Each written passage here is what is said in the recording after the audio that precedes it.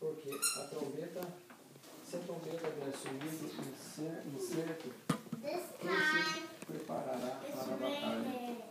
Assim também vós, a língua não usardes palavras bem inteligíveis, como se entenderá o que se diz?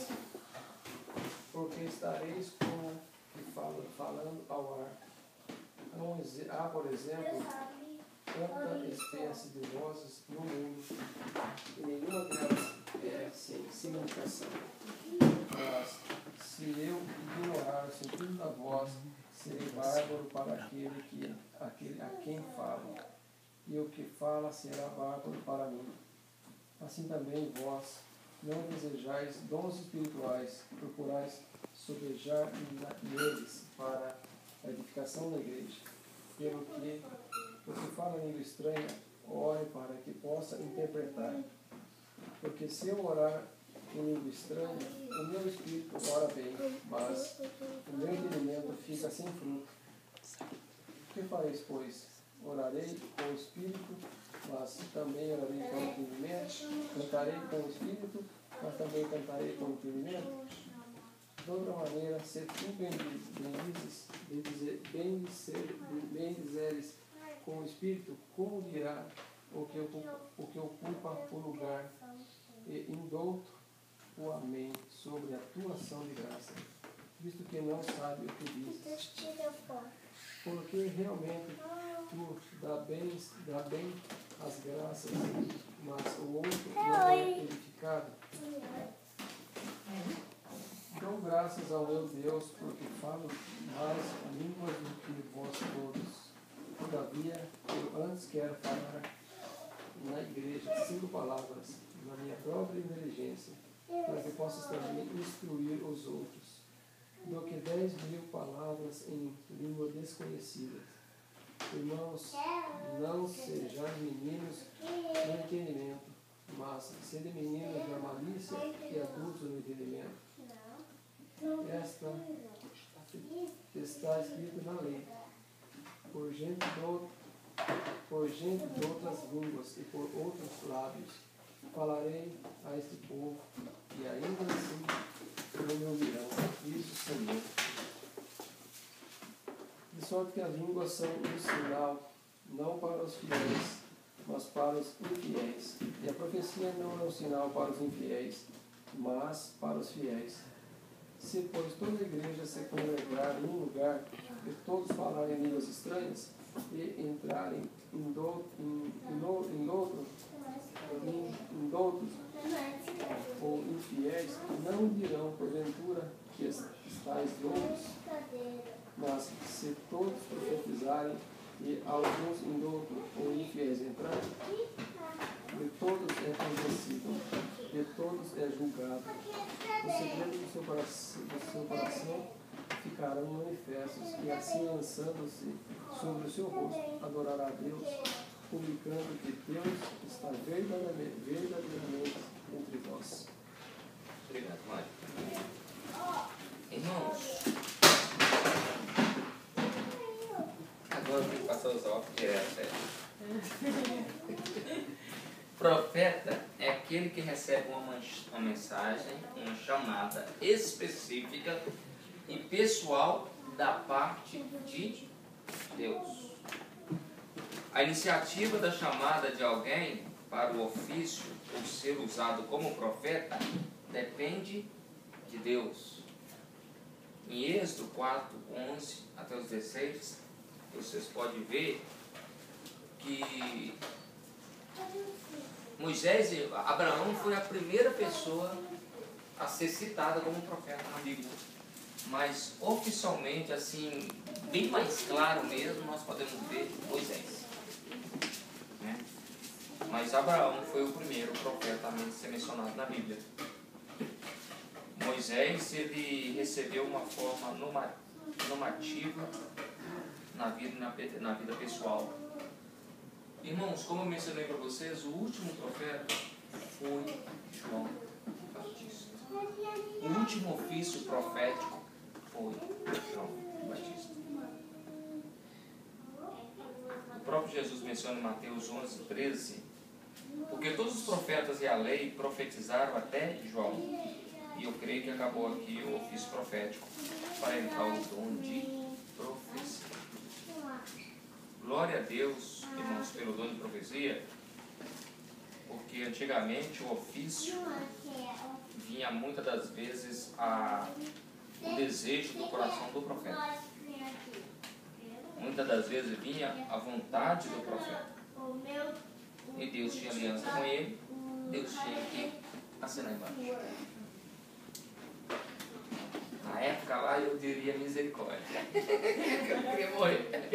Mas, irmãos, procure entender algo. Ofício é como um trabalho, é como uma lei.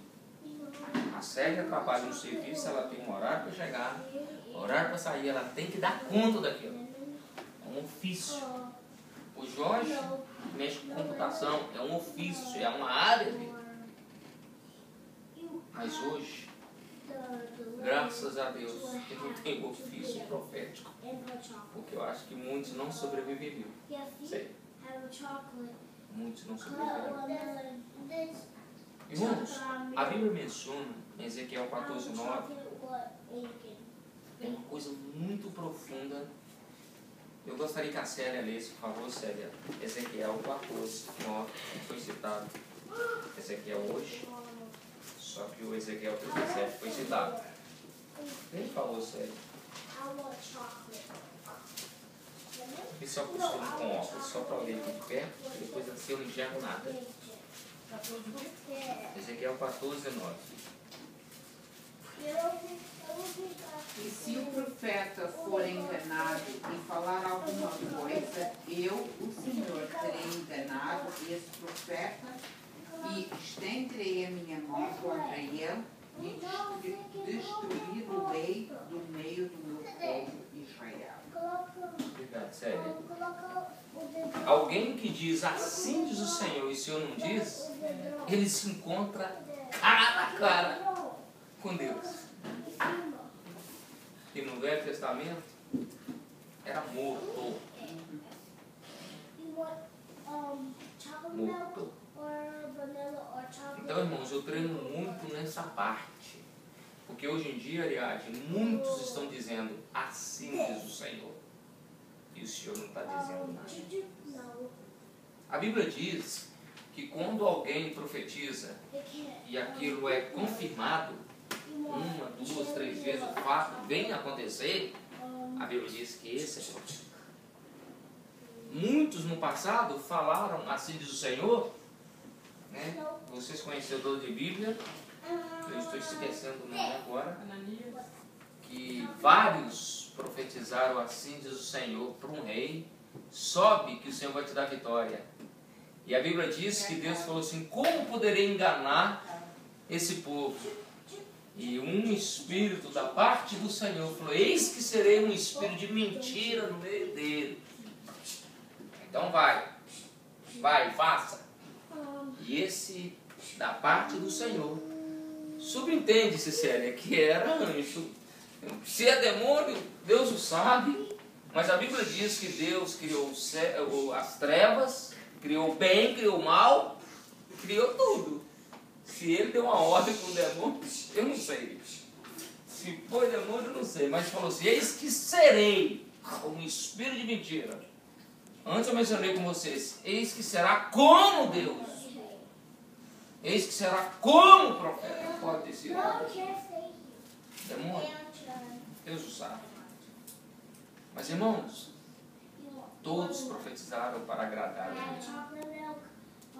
E chegou um homem e falou, porventura tem mais alguém aqui que podamos consultar do Senhor? Ah, tem um ali, mas ele só fala contra mim. Então chama ele. Esse é do bom. Esse é do bom. E o profeta do Senhor, com a boca de Deus, falou da parte do Senhor. E interessante é que aquele homem pegou e falou assim, olha, prenda ele e segura ele até eu voltar. E a parte do profeta falou que eu amo. Se tu voltar vivo daquele lugar, Deus não falou através da minha boca.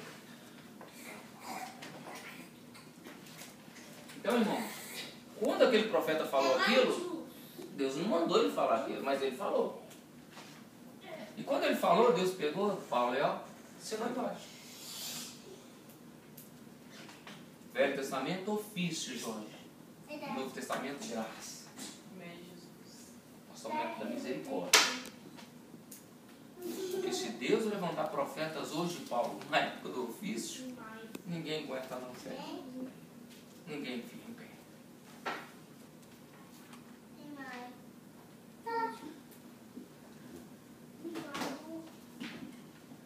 Segundo Pedro, capítulo 1, versículo 20, menciona: antes de mais nada, saibam que nenhuma profecia da Escritura provém de interpretação pessoal. Provém de interpretação pessoal. Muitas das vezes, irmão, nós queremos interpretar profecias à nossa maneira de crer, de achar e de aceitar. A profecia, irmão, ela não é de particular interpretação. Deus revela o vaso. Eu estava até brincando hoje, eu falava vaza, mas não existe a palavra vaza. Eu estava estudando a Bíblia e falou, vou falar o vaso, é a vaza, não é o vaso. Aqui é o vaso. Não é de particular interpretação. Quando Deus quer fazer algo na vida de alguém, Deus fala e Deus cumpre. Irmãos, eu vou abrir um parênteses aqui, porque eu gostaria que vocês entendessem muito algo. Nem todos é usado no dom de profecia. Nem todos são usados no dom de revelação. Nós lemos em Coríntios que Deus, o Espírito Santo, dá dons para a edificação da igreja. Não existe ninguém que é usado em todos os dons. Se você ouvir isso, é asneira da pessoa que está falando. Porque a pessoa vira Deus. Dom de revelação, visão, profecia. Uma pessoa Deus usa em todos? Não, tem alguma coisa errada.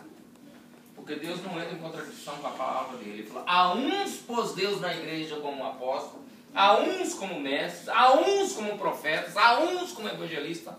Como? Se você observar a palavra como, a Célia me põe como? Não, o Jorge me põe como consertador de computador, mas eu não sou consertador de computador. É ele que é. Eu estou ali para tapear. Eu estou ali para vender meu peixe. Mas quem entende é ele. Mas de repente eu posso resolver alguma coisa, mas não sou. Irmãos, eu vou chegar aonde eu estou querendo com vocês. Primeiro eu estou amaciando vocês com melancia, depois com giló. A gente chega no giló e é mais forte, né? Ó, eu não gosto de giló. É uma brincadeira, irmão, para a gente arejar um pouco. Romanos capítulo 12, versículo 6. De modo que, tendo diferentes dons, segundo a graça que nos é dada, segundo a graça que nos é dada, se é profecia, seja ela segundo a medida da fé. Isso aqui é interessante. Se é profecia, seja mediante a medida da fé. Então você tem que ter fé para profetizar. Porque se você não tem fé, você não profetiza nada.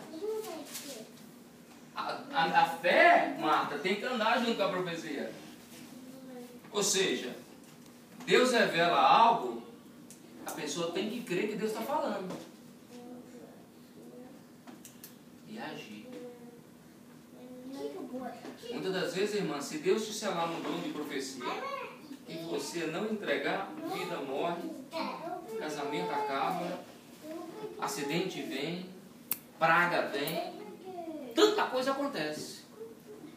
Eu lembro, irmãos, que há uns anos atrás, Célia, Deus me revelou que uma mulher de 6 meses de gravidez, ministro de louvor, estava com infecção no útero e era para orar por ela. Deus tinha me revelado. Mas como o cara é muito grande, eu estava com medo de apanhar dele. E eu não entreguei a revelação. Eu não fiz o que Deus tinha mandado fazer. Eu cheguei perto do irmão, irmão, você podia fazer um favor para mim? Quando você chegar em casa, dá uma hora pela tua esposa, pela gravidez, para Deus livrar de todo mal, de toda infecção no útero, para Deus livrar. Sabe por que dá um jeitinho? Temor de Deus me consome. 2 dias depois, 6 meses de gravidez, criança morreu.